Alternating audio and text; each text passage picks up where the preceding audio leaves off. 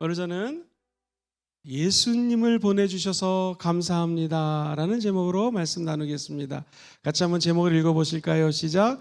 예수님을 보내주셔서 감사합니다. 우리가 예수님을 안 믿었다면 과연 어떻게 살아갈까? 세상 사람들하고 똑같이 살다가 죽겠죠. 예수 믿는 것이 여러 가지 축복이 있습니다. 근데 저는 그 축복 중에 가장 큰 축복이 우리 안에 하나님이 함께 계셔서 평안을 주시는 것이 제일 큰 축복인 줄 믿습니다. 이 세상을 살다 보면은 마음이 흔들릴 때가 얼마나 많이 있습니까? 세상 따라가다 보면은 정말 위험에 노출할 수도 있고 가진 것 같지만 안개처럼 그게 내 손에서 떠나갈 때도 많이 있습니다. 예수님이 이 땅에 오신 목적이 무엇인가? 우리 요한복음에 보면은 오늘 본문에 우리 주님 이렇게 말씀하시죠. 내가 너에게 온 것을 평안을 너에게 끼치러 왔다. 내 평안을 너에게 주노라. 내가 너에게 주는 것은 세상이 주는 것과 같지 아니하니라. 그러므로 너희는 마음에 뭐하지도 말고 뭐하지도 말아라고요. 근심하지도 말고 두려워하지도 말라. 그 이유는 하나님이 우리에게 평안을 주시기 때문이라는 것입니다. 예수 그리스도가 이 땅에 오셔서 우리에게 하는 일은 뭐냐면 마음속에 평안을 주십니다. 그것을 사도 바울은 너무나 잘 알았기 때문에 그가 글을 쓰면서 은혜와 평안이 또는 평강이 너희와 영원히 함께 있을지어다. 바울이 생각하는 최고의 복은 은혜 받는 것이고요. 은혜 받은 우리가 평안하게 살아가는 것을 사도 바울은 너무나 잘 알았기 때문입니다. 오늘 부족한 정도 여러분들을 축복합니다. 십자가에 은혜가 있을지어다. 평강이 있을지어다. 예수님을 보내신 우리 하나님은 우리에게 평강 주시기를 원한다라는 것입니다. 그 평강의 하나님은 우리에게 어떤 은혜를 주실까요? 세 가지입니다. 한번 따라해 볼까요? 구원해 주심에 감사합니다. 시작. 구원해 주심에 감사합니다. 이 감사와 구원이 연결되는 성경 구절이 몇 가지가 있는데요. 먼저 시편에 보면은 제가 많이 예로 들었던 50편 23절에 이런 말씀이 나오죠. 같이 읽어봅시다. 시작. 감사로 제사를 드리는 자가 나를 영화롭게 하나니 그의 행위를 옳게 하는 자에게 내가 하나님의 구원을 보이리라.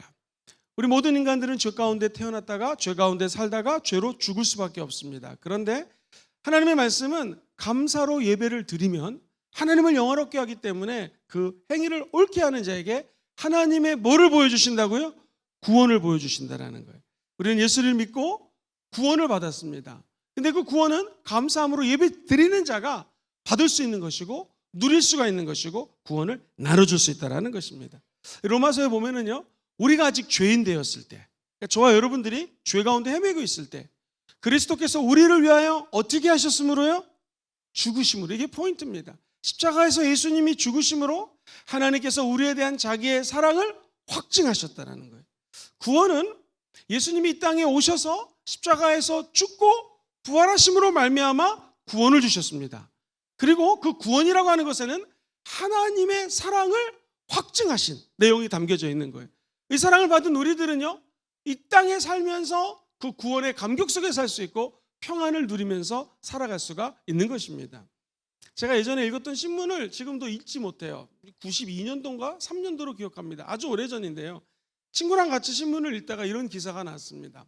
이 나쁜 죄인이, 죄수가 경찰을 피하고요, 법망을 피해서 도망 다니다가 이제 공소시효라는 게 있잖아요. 얼마 안 있으면 공소시효가 지나기 때문에 이 사람이 아무리 나쁜 짓을 했어도 경찰에 잡혀도 벌을 받지 않습니다.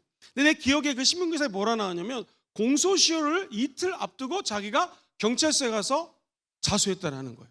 자기는 너무나 젊었기 때문에 친구랑 같이 이거 바보 아니냐고, 이틀만 있으면 법적으로 자유케 되는데 왜 경찰에 가서 신고를 했느냐. 둘이서 이제 웃으면서 친구랑 같이 얘기를 했는데 그 다음 기사가 지금도 잊히지 않습니다. 그 자수한 사람의 얘기가 뭐라고 그러냐면은 아유, 이제 내가 두 발을 쭉 펴고 자겠습니다.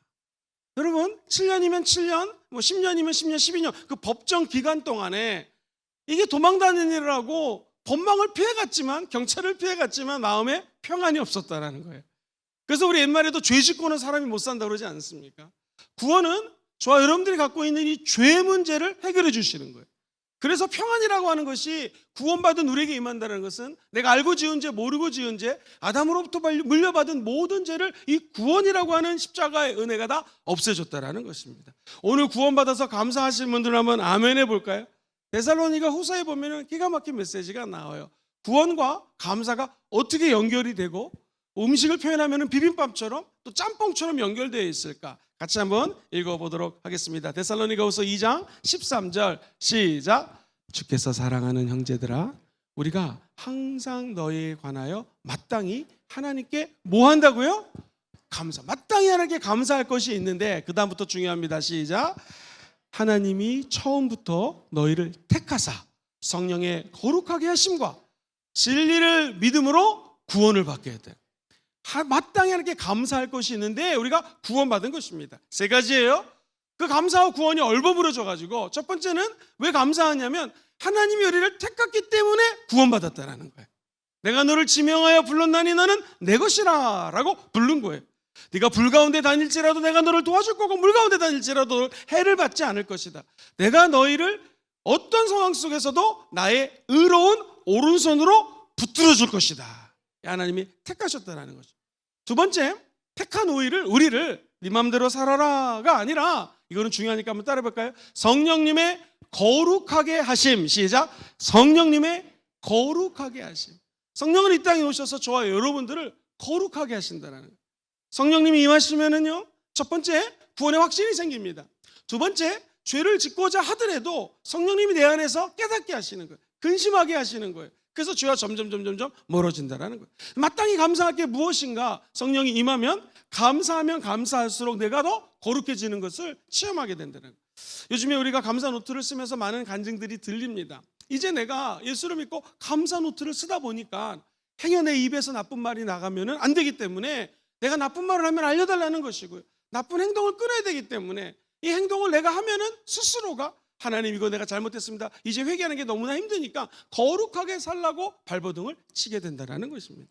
참 신기한 일이 있었습니다. 우리 청년 중에 하나가 호주 이민을 일찍 간 청년인데요. 수련회 따라왔습니다. 얘는 술도 하고 담배도 하고 마약을 하는 청년이었습니다. 술, 담배는 2, 3일 안 할 수 있지만 마약 끊는 것이 너무나 어렵답니다. 제 기억에 2박 3일 청년들과 함께 수련회를요 울릉공이라는 지역 가서 하는데 이 청년들이 은혜를 받고 막 방언기도 하지 않습니까? 얘는 지금 술도 먹고 싶고 담배도 하고 싶고 특별히 마약이 너무나 하고 싶은데 하도 애들이 방언기도를 하는 거 막 뜨겁게 기도를 하니까 자기도 그냥 무릎을 꿇었대요. 그런데 그 무릎 꿇는 순간에 하나님이 자기 영혼 속에서 깊은 깨달음을 주더래요. 아, 내가 죄인이구나라는 것을 새삼 느끼게 되더래요. 그전까지는 죄인이라는 걸 몰랐다가 이분이 기도하기 시작합니다. 이 청년이. 그리고 하나님의 은혜 가운데 방언을 받게 됩니다. 신기한 거는요, 방언을 받으니까 술, 담배, 마약이 나쁜 것을 인지하게 되죠. 그 다음부터 성령님께 방언하면서 기도한다는 거예요. 결국 얼마 지나지 않아서 술, 담배, 마약이 끊어지게 되었습니다. 이 마약 끊는 건 굉장히 어렵거든요. 사랑하는 우리 성도님들, 하나님의 영이 임하면 우리를 거룩의 세계로 인도하는 것입니다. 저는 특별히 마땅히 감사할 것은 하나님이 택했고 성령이 거룩해 해서 구원과 연결시켜주는 것이 저와 여러분들이라는 거 기억하셔서 오늘 성령 충만함 받고 죄와 끊어지고 하나님과 감사가 연결되기를 주의 이름으로 축원드립니다. 그 다음에 세 번째는요, 진리로 우리가 진리를 믿었다라는 거예요. 성경 본문에 보면은 진리는 무엇입니까? 예수님이시죠. 그 예수를 믿음으로 구원을 받았다라는 거예요. 오늘의 감사할 거리가 세 가지입니다. 첫 번째, 하나님 나를 택해 주셔서 감사합니다. 시작. 하나님 나를 택해 주셔서 감사합니다. 성령님이 나를 거룩하게 하시니 감사합니다. 성령님이 나를 거룩하게 하시니 감사합니다. 내가 진리 대신 예수를 믿게 하시니 감사합니다. 내가 진리 대신 예수를 믿게 하시니 감사. 이게 마땅히 감사해야 될 구원과 관련된 감사 소스라는 것입니다. 큰 두 번째로 제가 잠깐 언급했지만 죄사함의 은혜에 감사합니다. 시작. 죄사함의 은혜에 감사. 이 구원은 이제 죄사함의 은혜를 통해서 구원받는 것이죠. 그런데 특별히 이 죄를 갖다가 한번 언급하는 것은 시편 103편 10절로 11절에 이런 말씀이 나와요. 시작. 우리의 죄를 따라 우리를 처벌하지는 아니하시며 우리의 죄악을 따라 우리에게 그대로 갚지 아니하셨으니. 자, 그 다음도 읽어볼게요. 시작. 이는 하늘이 땅에서 높음같이 그를 경외하는 자에게 그의 인자하심이 크시다. 하늘이 당연히 땅과는 차이가 나고 높지요. 우리 하나님을 경외하는 자, 다시 말하면 예배하는 저와 여러분들에게는 하나님의 뭐가 크다라는 거예요? 인자하심이 크다라는. 그래서 이 죄 문제를 얘기할 때는요, 너를 죄 졌으니까 내가 징벌할 거야 라는 개념이 아니라 죄를 졌지만 그럼에도 불구하고 우리 주님이 저와 여러분을 용서하신다는 거예요.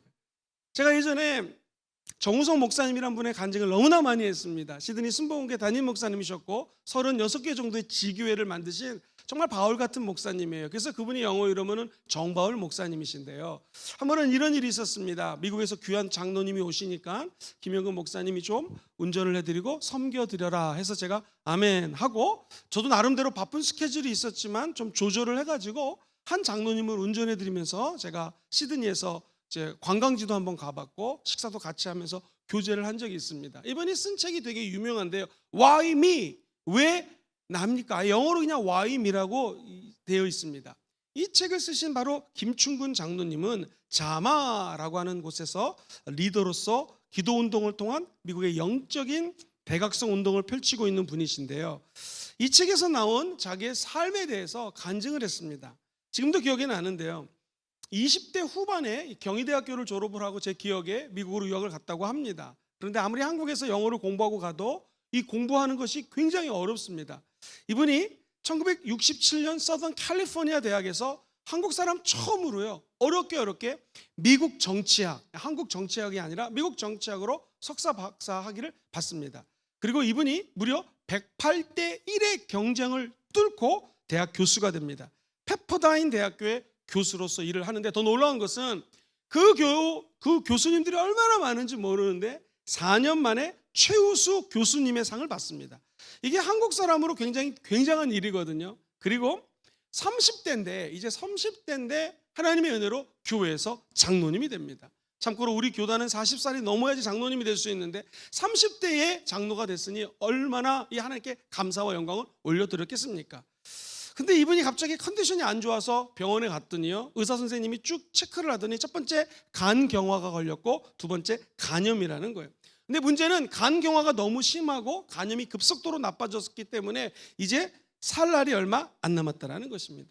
사랑하는 성도님들, 이 젊은 교수님 37살입니다. 이 고통이 왔을 때 믿어지지가 않더래요. 자녀들도 생각이 나고 아내도 걱정이 되고, 그래서 이분이 할 수 있던 것은 뭐냐면 너무너무나 답답해가지고 하나님께 이렇게 외쳤대요. Why me? 왜 납니까? 예수도 안 믿고 나쁜 짓도 많이 하고 범죄자들도 있는데 저 사람들은 다 건강하게 살아있고 Why me? 왜 내게 이런 고통이 오냐는 것이죠. 그래서 그분이 미국의 그 LA 동쪽에 빅 베어 마운틴이라고 하는 산이 있는데 우리나라처럼 기도원이 잘 돼 있지가 않거든요. 그 산에 올라가가지고 성경 보고 기도하고 금식하기 시작합니다. 이분의 간증이에요.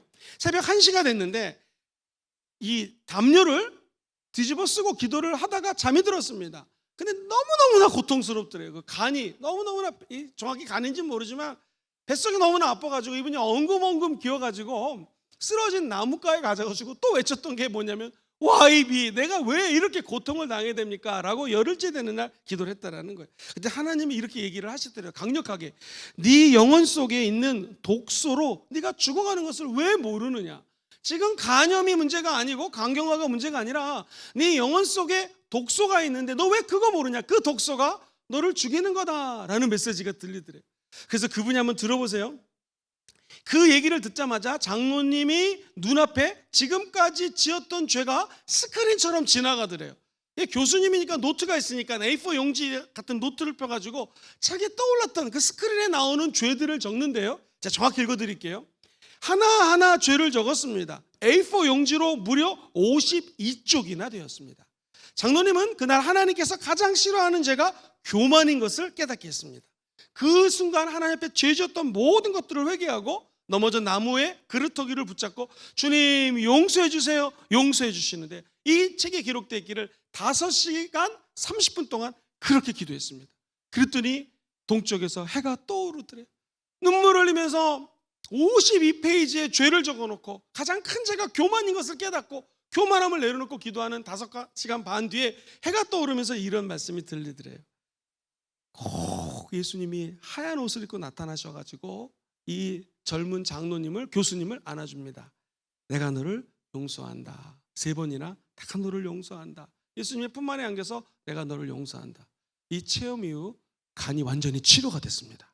하나님께 영광의 박수 한번 올려드리겠습니다.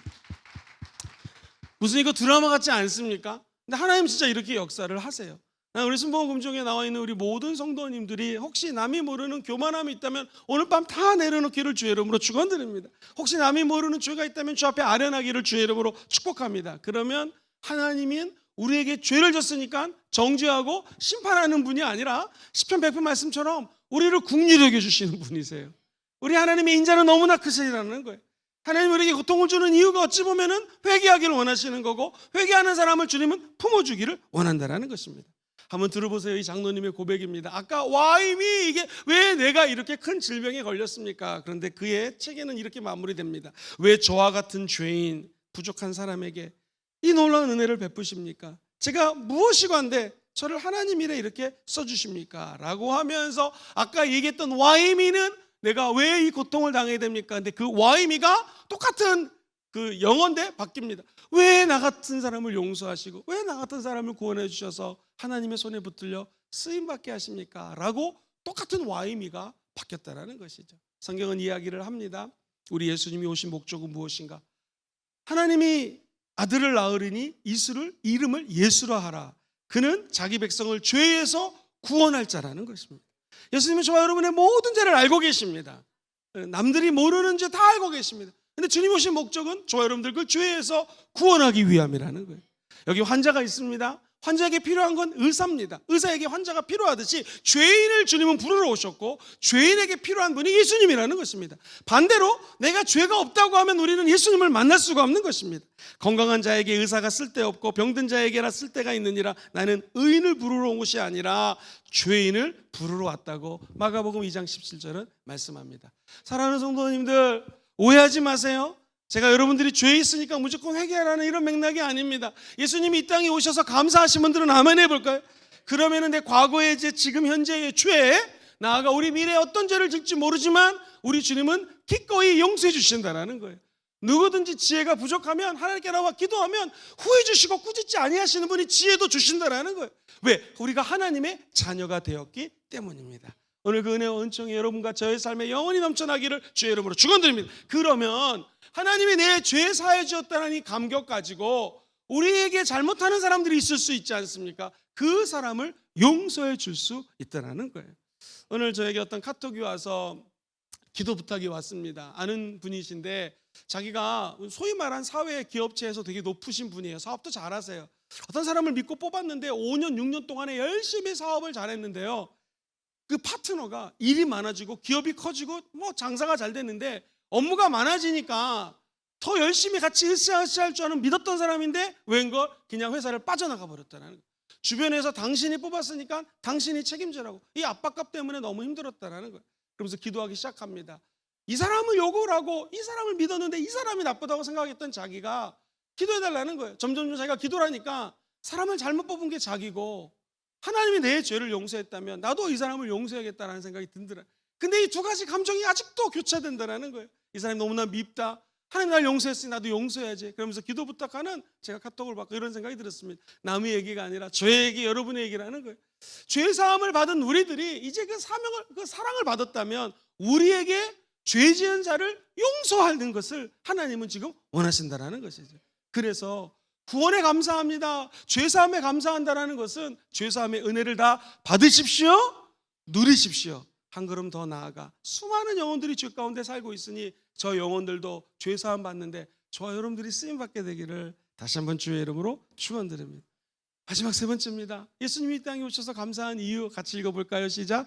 영과 육의 연약함을 고쳐주심에 우린 영이 있고 육이 있습니다. 이 연약함이 있어요. 영도 연약할 때가 있고 육체도 연약할 때가 있어요. 근데 우리 주님은 반드시 고쳐주십니다.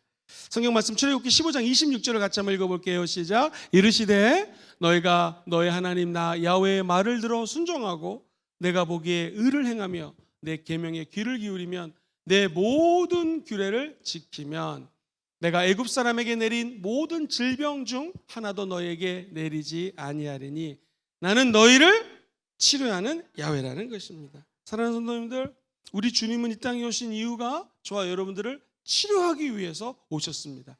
근데 육신의 질병뿐만 아니라 영의 질병도 치료하기를 우리 주님은 원하신다라는 거예요.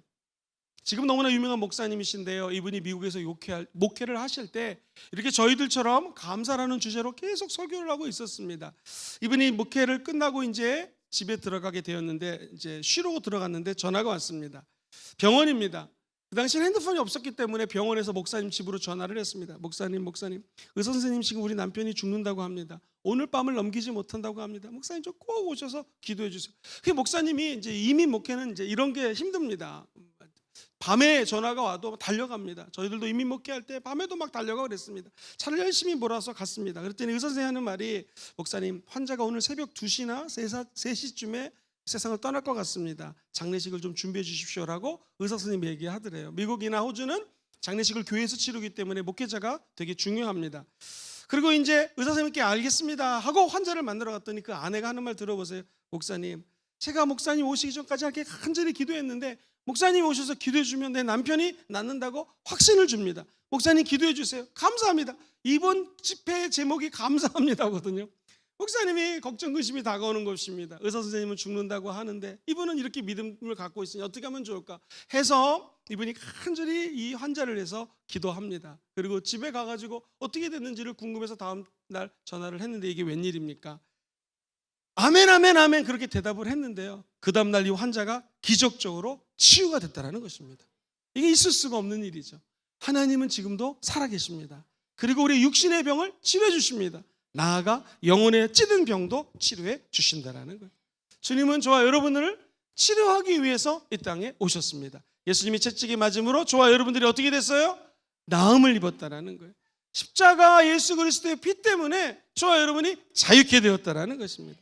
성경 말씀 하나만 더 읽겠습니다. 출애굽기 12장 13절 말씀 천천히 읽어볼까요? 시작. 내가 애굽 땅을 칠 때에 그 피가 너희가 사는 집에 있어서 너희를 위하여 표적이 될지라. 내가 피를 볼 때에 너희를 넘어가리니 재앙이 너에게 내려 멸하지 아니하리라. 할렐루야. 주님의 보좌로 나아갈 때 예수의 피만 있으면 절대로 멸망당하지 않습니다.